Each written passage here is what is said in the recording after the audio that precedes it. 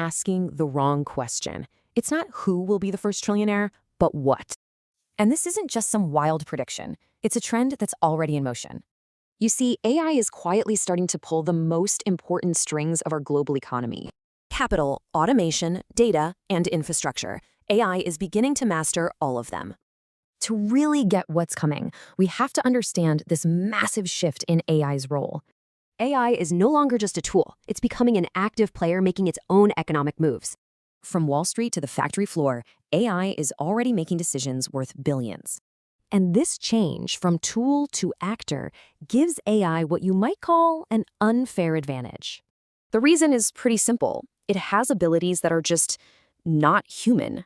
Things like needing to sleep or taking time to scale, those limits just don't exist for AI.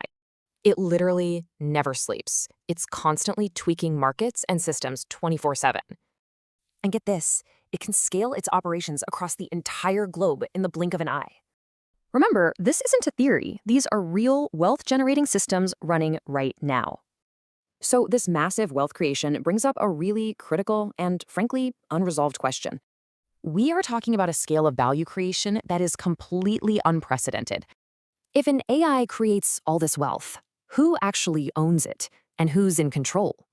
As you can imagine, that question is kicking off a huge power struggle for control. The main players, big tech, governments, and whoever owns the actual infrastructure. So this brings us full circle. The first trillionaire probably won't be a person.